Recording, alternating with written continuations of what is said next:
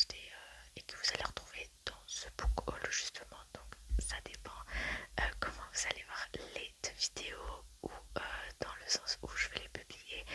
Mais voilà, on part tout de suite parce que c'est un peu long. J'en ai de 4, 6, 8, 10, 12, 13, 14, et 14 livres à vous présenter. Donc on y va tout de suite. Et donc celui-ci que je vous ai présenté justement, c'est The Fisherman.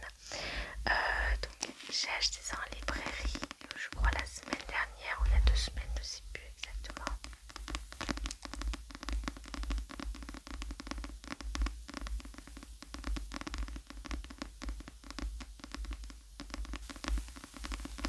Et donc je vous ai parlé je vous ai lu le résumé et de ce que j'en avais pensé, donc je m'attarde pas plus là-dessus. Pareil, sur une brocante, et j'ai déjà lu La Tour de la Terreur que j'ai pas vraiment aimé, donc je vous en ai parlé pareil dans ma lecture de la semaine. Je vous en reparle pas plus ici. Faut savoir que les chairs de bouc avec ma soeur ont fait une petite collection. Vraiment, on se prend pas la tête. Quand on en trouve, on en trouve. Quand on n'en trouve pas, on n'en trouve pas. Mais on en a, je pense, une quinzaine, vingtaine, je sais pas trop. Faudrait que je vous les présente tous. Ouais, on aime beaucoup. Après, on sait que c'est pour les enfants à l'origine, mais j'aime beaucoup lire ces petits livres qui sont très courts. Et donc j'aime beaucoup ça. Ensuite, en deuxième chair de poule, j'ai acheté La Colo de la peur.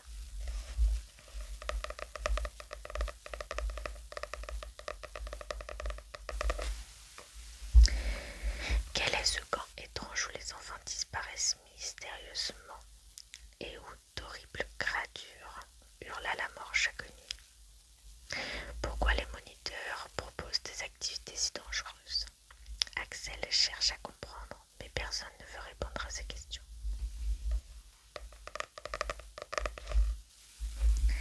Ensuite, j'ai pris Le loup-garou des marécages.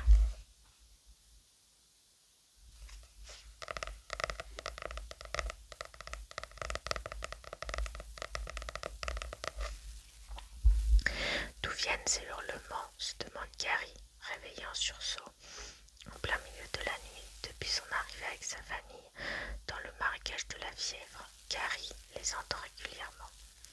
Et au matin, il trouve des animaux éventrés. Un loup-garou entrait-il le marécage?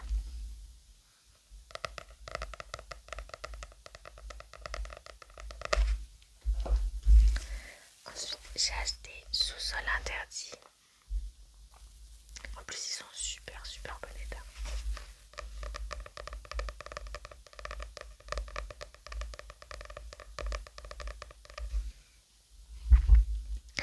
Le docteur Bauer fait des expériences dans son laboratoire. Rien de dangereux, il est botaniste. Pourtant, Jeanne et Michael sont inquiets. Leur père a changé. Son comportement est bizarre. Pourquoi mange-t-il du fertilisant en cachette dans la cuisine? Est-ce du sang vert qui coule de sa main blessée? Les expériences du docteur Bauer sont-elles si inoffensives que cela? Celui-là, il tente beaucoup. Et le dernier, chair de poule, c'est Terreur sous l'évier. Kate et son frère Daniel viennent juste emménager dans une grande maison qui leur plaît beaucoup. Mais leur nouvelle vie tourne vite au cauchemar. Il y a quelque chose de terrifiant, de laid et de dégoûtant sous l'évier.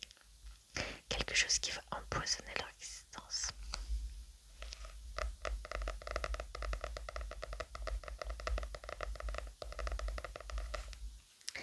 Donc ça, c'est tous les chairs de poule que j'ai acheté. Ensuite, j'ai acheté chez Ici Cash lait et miel. Je cherchais un petit livre de poèmes et donc je suis tombée dessus. Donc je l'ai pris. J'ai déjà beaucoup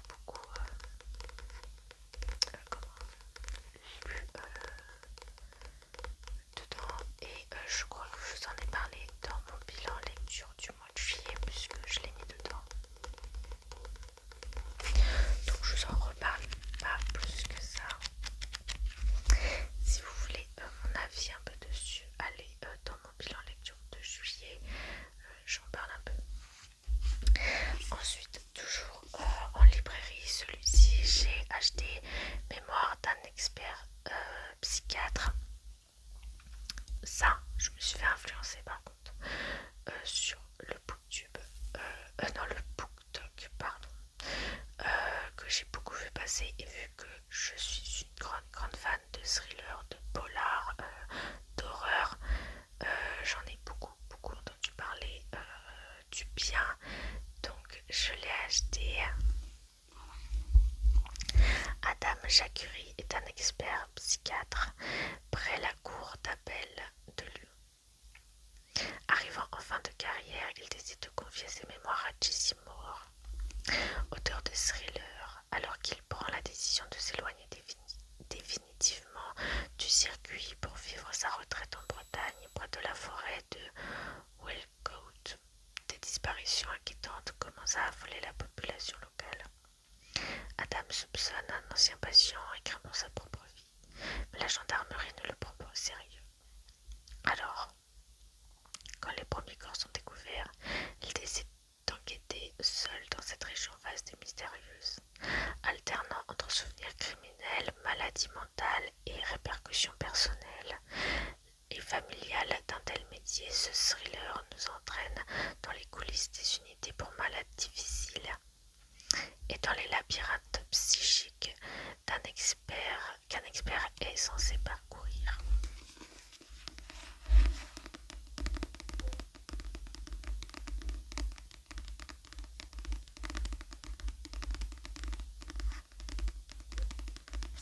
Alors celui-là il me tente vraiment beaucoup du coup. Je l'avais déjà vu en fait quand il est sorti, et vu que j'avais déjà acheté beaucoup trop de livres, je m'étais dit non, je prends pas celui-ci, je le prendrai plus tard au pire. Et quand j'ai vu qu'il faisait vraiment fureur et que tout le monde disait qu'il était super bien, je me suis dit il faudrait que je l'achète plus tard. Alors toujours en brocante, j'ai trouvé de Serge Poussolo.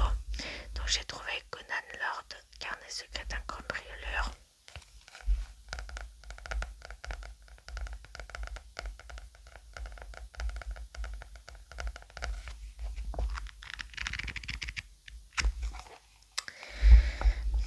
Londres 1945, les exploits de Conan Lord défraient la chronique.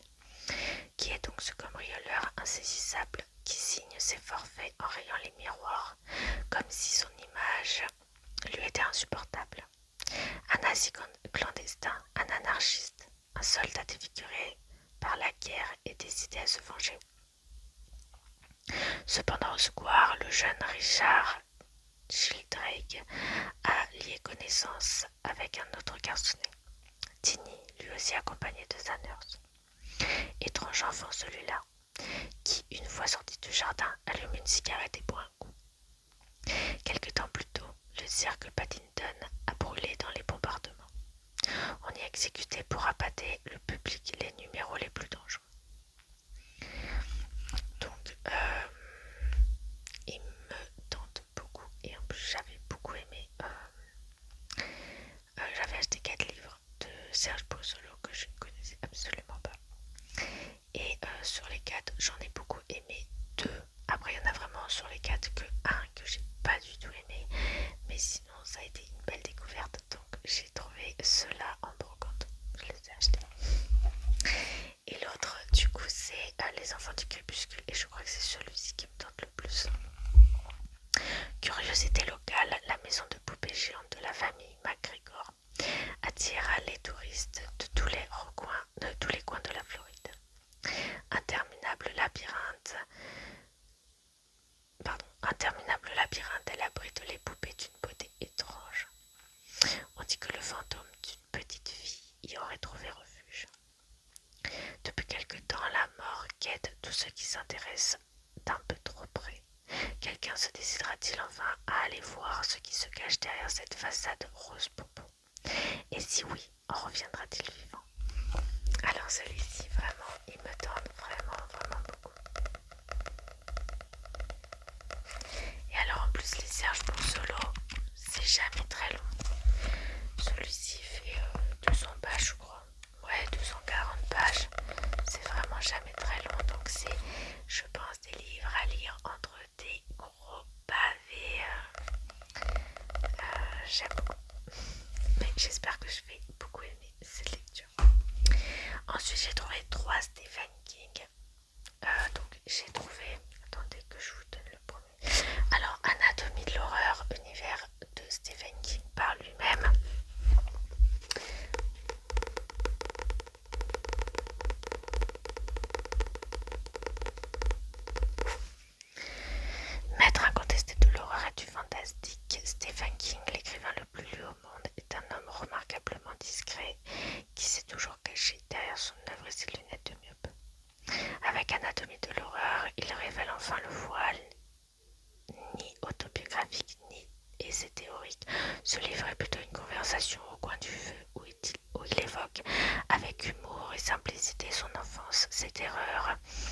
ses idoles. Né en 1947, il se définit lui-même comme un enfant des médias. Il a été formé par le cinéma d'épouvante et la radio des années 50. Il nous parle des films, des bandes dessinées, et des romans qui l'ont marqué. Comme à son habitude, il demeure un conteur hors pair sous sa plume. Chaque anecdote devient une histoire passionnante dont la première fois le héros s'appelle Stephen King. Donc du coup j'ai acheté le tome 1 et il y avait aussi le tome 2. Donc voilà.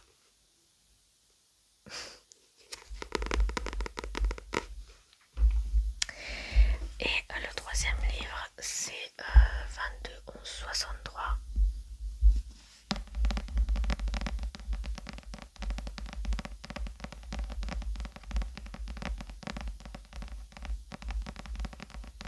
Alors celui-ci n'a pas de résumé, donc je ne vais pas vous lire et je ne vais pas vous raconter quoi que ce soit, puisqu'il me semble... Ah si, il y a le résumé, je crois que c'est le résumé. Imaginez que vous puissiez remonter le temps, changer le cours de l'histoire. Le 22 novembre 1963, le président Kennedy était assassiné à Dallas, à moins que Jake Epping, professeur d'anglais à Lisbonne Falls, n'a pas pu refuser la requête d'un ami mourant, empêcher l'assassinat de John Fitzgerald Kennedy. Une fissure dans le temps va l'entraîner en 1958 à l'époque d'Elvis et de JFK, les Plymouth Fury et les Everly Brothers, d'un dégénéré solitaire nommé Lee Harvey Oswald et d'une jolie bibliothécaire qui deviendra le grand amour de Jake. Avec une extraordinaire énergie créatrice, Stephen King revisite au travers d'un suspense vertigineux l'Amérique du baby-boom et des happy days et du rock'n'roll. Je croyais qu'il n'y avait pas de résumé. En plus, je viens juste de le voir parce que clairement, je l'ai acheté il y a 2 semaines, non, le week-end dernier, et j'avais pas vu depuis.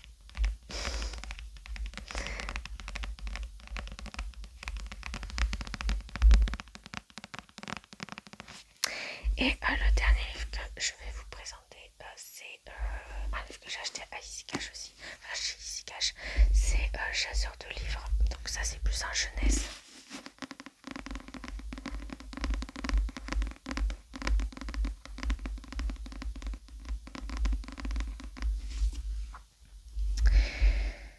Un livre caché, un message codé, la chasse peut commencer. Emily est une passionnée de chasse aux livres, un jeu créé par son idole, le célèbre éditeur californien Garrison Griswold. Il s'agit de décrypter des messages codés pour trouver l'emplacement de livres cachés.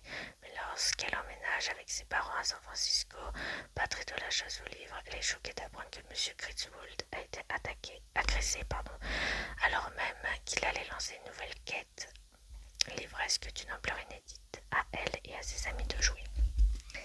Donc il me plaît aussi, en plus c'est un jeunesse, donc je pense que c'est une plume qui se lit très facilement. Donc voilà, je vous ai présenté mes 14 livres que j'ai achetés. Donc vous voyez, il y a du neuf, mais j'achète pas beaucoup de neuf puisque là il y en a que 2. Il y a du neuf et après la plupart du temps j'achète pas. Là il y a les brocantes, donc j'achète en brocante. Sur Vinted ça m'arrive, mais de moins